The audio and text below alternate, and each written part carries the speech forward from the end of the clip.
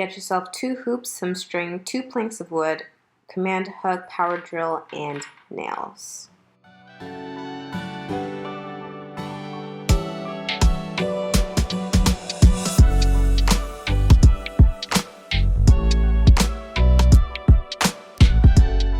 My hoops actually cost 2 cents in total because I bought them in the middle of winter, and hula hoops are considered a summer seasonal item, so I got them from Dollar Tree at an absolute steal. Like, they basically paid me to take them out of the store.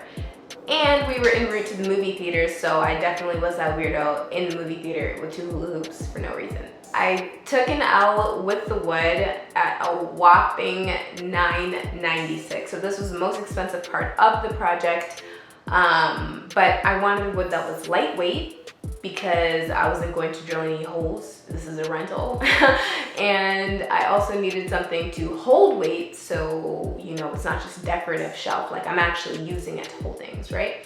So this is poplar wood at $2.49 a square foot? No, a foot. $2.49 a foot. The wood grain paper is from Dollar Tree and can usually be found around the dish section, but these are actually leftovers from another project. Reduce, reuse, recycle. And the strings from Dollar Tree in the floral section. I clearly didn't listen when I did the jute rug and said I'm never doing string projects again, but here we are.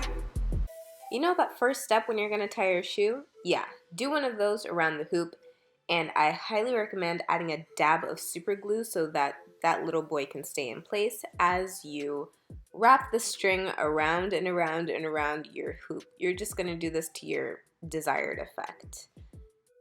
Cut some strips from your wood grain wallpaper, maybe about 1 inch in thickness, and then we're just going to wrap this around the hoop. I highly recommend, again, that you offset it diagonally just a tad, so that way you can continue going around the hoop in a diagonal fashion. The wood to string ratio is really up to you. Just remember to leave a little tail of string at the end so you can glue it on top of the seam.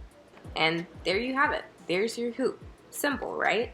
Now to add the shelves. You'll need to pre-drill holes into your hoops. Then just add the shelves and screws and you're done.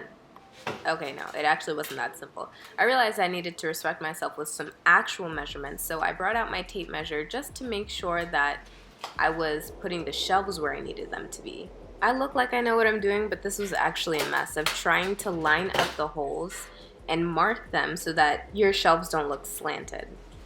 Okay, so once all of that was done and I measured up both sides to make sure that they were equal, just now you screw your screws in and your shelf, and you have successfully bamboozled your friends and family.